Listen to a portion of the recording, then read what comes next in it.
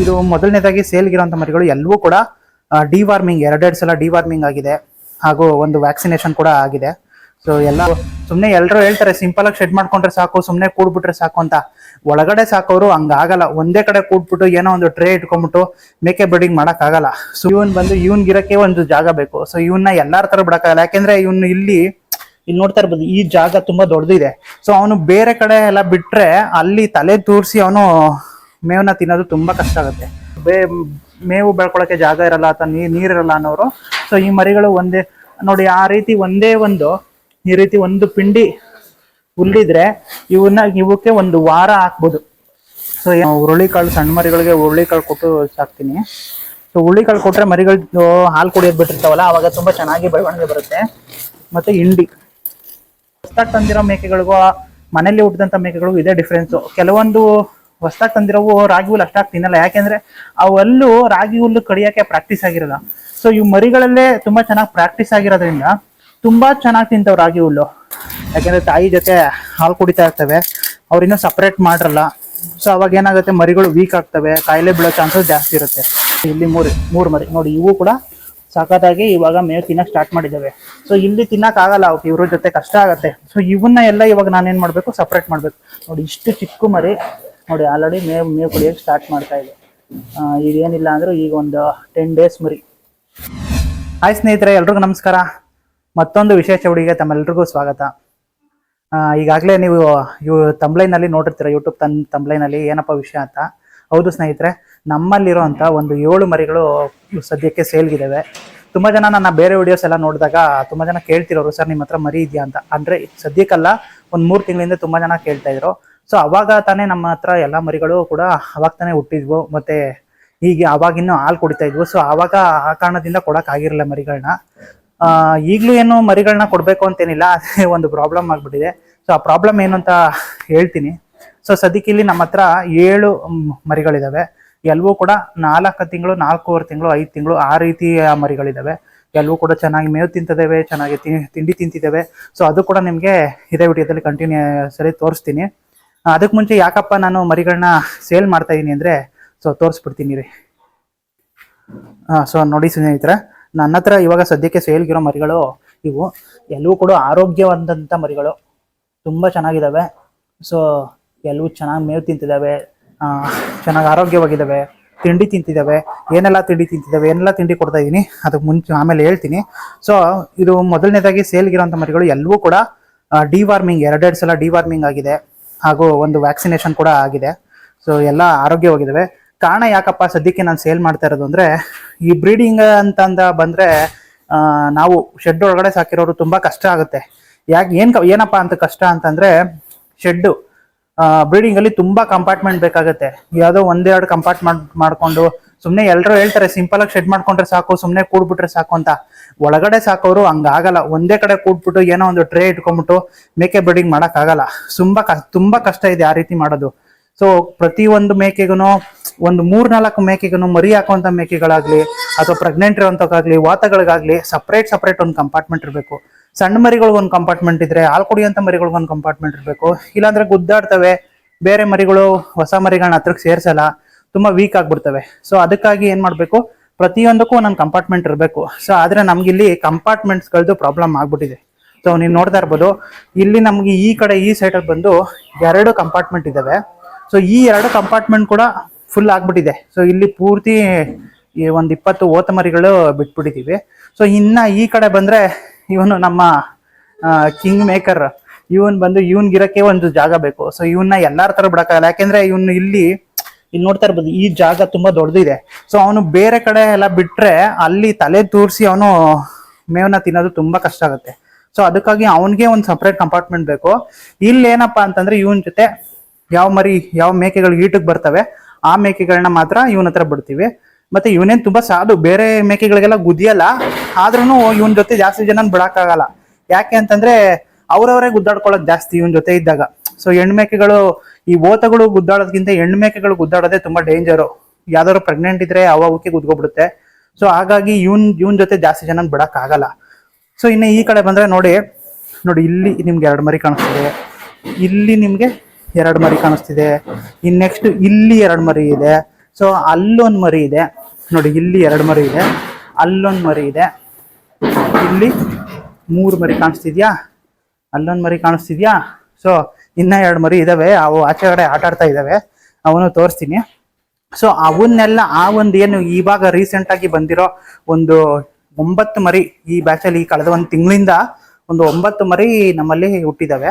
So ಅವನ್ನೆಲ್ಲ ತಗೊಂಬಂದು ಈ ಕಡೆ ಕಂಪಾರ್ಟ್ಮೆಂಟ್ಗೆ ನಾನು ಹಾಕ್ಬೇಕಾಗಿದೆ. ಸೊ ಅವಕ್ಕೆ ಇವಾಗ ಎಲ್ಲ ಅವು ಮೇವು ತಿನ್ನೋಕೆ ಸ್ಟಾರ್ಟ್ ಮಾಡ್ತಾವೆ ಇನ್ಮೇಲೆ. ಸೊ ನಾನು ಮತ್ತೆ ಹಾಲು ಬಿಡಿಸ್ಬೇಕು, ಸಪ್ರೇಟ್ ಮಾಡಬೇಕು. ಸೊ ಅದಕ್ಕೋಸ್ಕರ ನನ್ಗೆ ಇನ್ನೊಂದು ಕಂಪಾರ್ಟ್ಮೆಂಟ್ ಬೇಕೇ ಆಗುತ್ತೆ. ಯಾರೇ ಬ್ರೀಡಿಂಗ್ ಮಾಡ್ತೀರಾ ಈ ರೀತಿ ಕಂಪಾರ್ಟ್ಮೆಂಟ್ಗಳು ಚಿಕ್ಕದಾಗೇ ಇರಲಿ, ಮರಿಗಳಿಗೆ ಅಂತ ಒಂದು ಸ್ವಲ್ಪ ಜಾಸ್ತಿ ಕಂಪಾರ್ಟ್ಮೆಂಟ್ ಮಾಡ್ಕೊಳ್ಳೋದು ತುಂಬಾ ಒಳ್ಳೇದು. ಮುಂದೆ ನಮ್ಗೆ ಅನ್ಸುತ್ತೆ ಸ್ಟಾರ್ಟಿಂಗಲ್ಲಿ.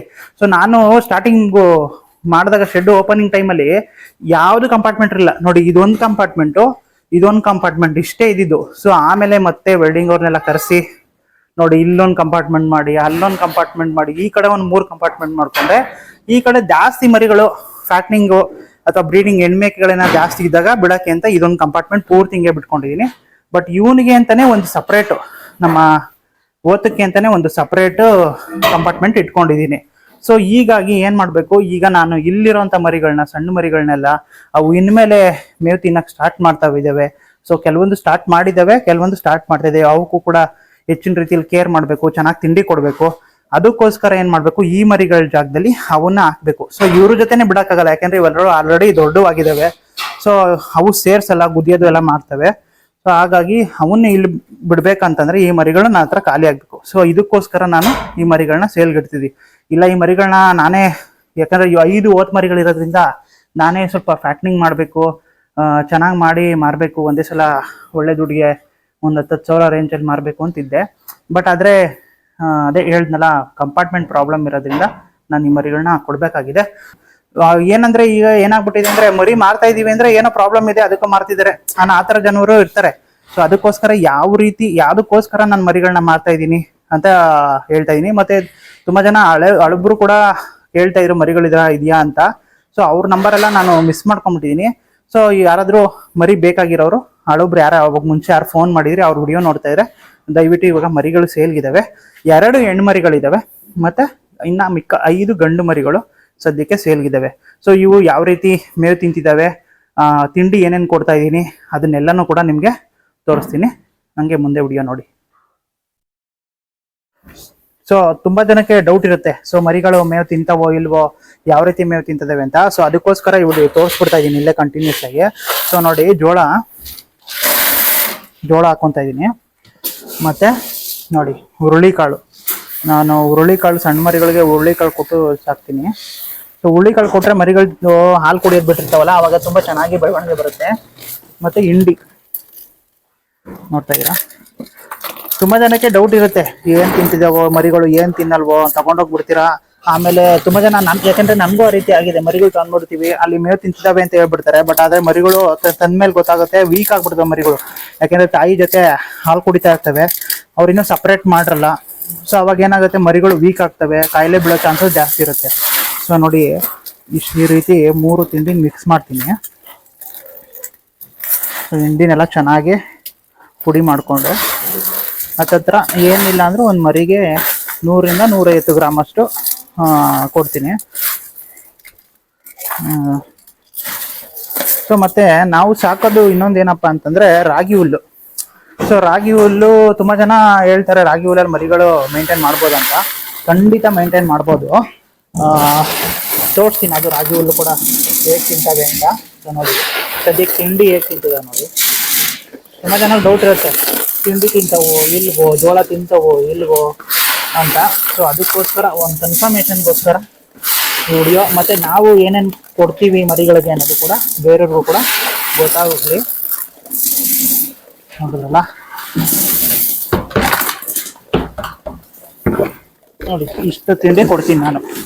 ಎಲ್ಲವೂ ಕೂಡ ನೋಡಿ ಎಷ್ಟು ಚೆನ್ನಾಗಿ ತಿಂತಿದ್ದಾವೆ. ನಾನು ಮಾತಾಡೋದ್ರಿಂದ ಅವು ತಿನ್ನೋ ಸೌಂಡ್ ಗೊತ್ತಾಗ್ತಿದೆಯೋ ಇಲ್ವೋ ಗೊತ್ತಿಲ್ಲ ನಿಮಗೆ, ಕೇಳಿಸ್ಕೊಳ್ಳಿ.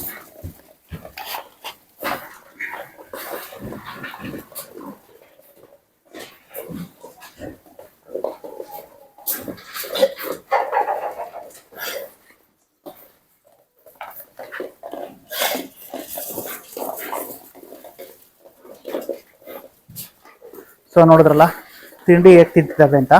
ಸೊ ನೋಡಿ ನೆಕ್ಸ್ಟ್ ರಾಗಿ ಹುಲ್ಲು ಹಾಕ್ತೀನಿ. ತಿಂಡಿ ಖಾಲಿ ಆದಮೇಲೆ ರಾಗಿ ಹುಲ್ಲು ಹಾಕ್ತೀನಿ.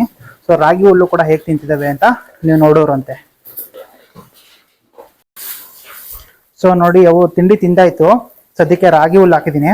ಸೊ ನೋಡಿ ಹೇಗೆ ರಾಗಿ ಹುಲ್ಲು ತಿಂತಿದ್ದಾವೆ ಅಂದರೆ, ನೀವು ಎಂಥ ಕಡ್ಡಿನೇ ಹಾಕಿ, ದಪ್ಪ ಕಡ್ಡಿ ಹಾಕಿ, ಸಣ್ಣ ಕಡ್ಡಿ ಹಾಕಿ, ತುಂಬ ಚೆನ್ನಾಗಿ ತಿಂತೇವೆ. ಯಾಕೆಂದರೆ ಮನೇಲೇ ಬೆಳೆದಿರೋ ಮರಿಗಳಾಗಿದ್ದರಿಂದ ಸೊ ಹುಟ್ಟಿದಾಗಿಂದ ಅವು ಅಲ್ಲೂ ಸ್ಟ್ರಾಂಗ್ ಆಗಿರುತ್ತೆ.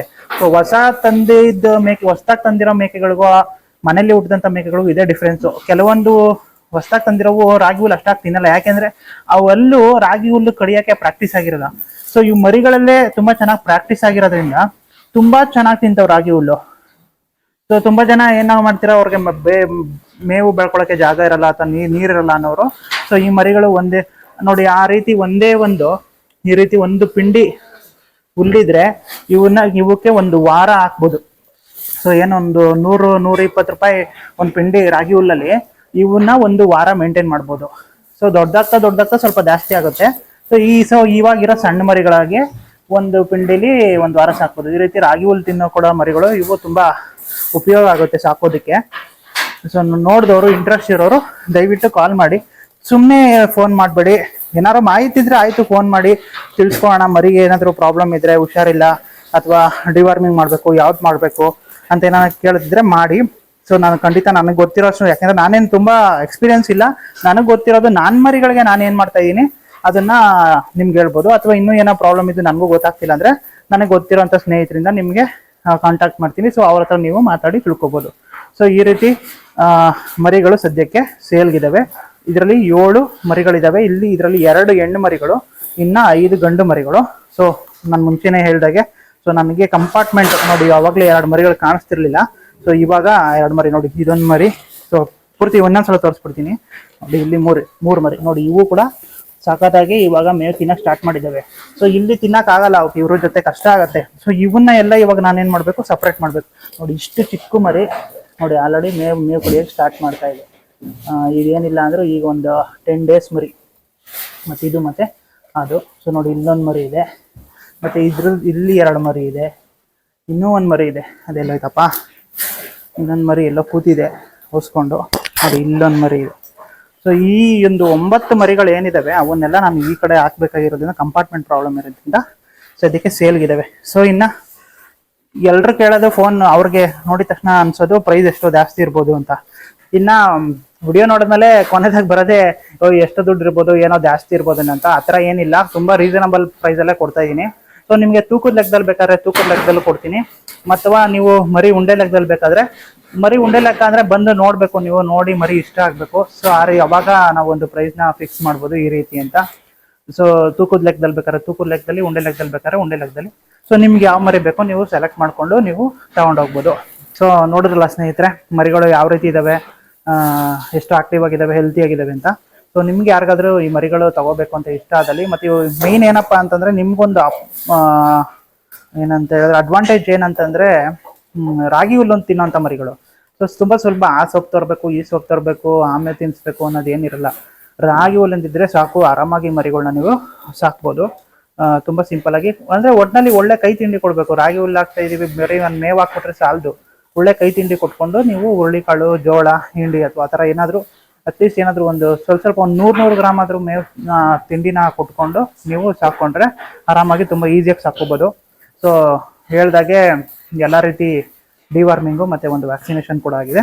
ಇಷ್ಟ ಆದವರು ಸ್ಕ್ರೀನ್ ಮೇಲೆ ಕಾಣ್ತಾ ಇರೋಂಥ ನಂಬರ್ಗೆ ಕಾಲ್ ಮಾಡಿ, ನೀವು ಬಂದು ಫಾರ್ಮ್ ವಿಸಿಟ್ ಮಾಡಿ. ಅಕಸ್ಮಾತ್ ಎಲ್ಲ ಒಟ್ಟಿಗೆ ತಗೋತೀವಿ ಮರಿಗಳು ಅಂತ ಹೇಳೋರು, ಅಥವಾ ನಿಮ್ಗೇನಾದರೂ ತೊಗೊಂಡೋಗೋ ಕಷ್ಟ ಆಗುತ್ತೆ ಅನ್ನೋರು, ನಮ್ಮದೇ ಡೆಲಿವರಿ ಆಪ್ಷನ್ ಕೂಡ ಇದೆ. ಸೊ ನಾವು ಡೋರ್ ಡೆಲಿವರಿ ಕೊಡೋಂಥ ಆಪ್ಷನ್ನು ಕೂಡ ಸ್ಟಾರ್ಟ್ ಮಾಡಿದ್ದೀವಿ. ಸೊ ನೋಡಿದ್ರಲ್ಲ ವೀಕ್ಷಕರೇ, ಇದೇ ರೀತಿಯ ಹೆಚ್ಚಿನ ವಿಡಿಯೋಗಳಿಗೆ ನಮ್ಮ ಚಾನಲ್ನ ಸಬ್ಸ್ಕ್ರೈಬ್ ಮಾಡ್ಕೊಳ್ಳಿ.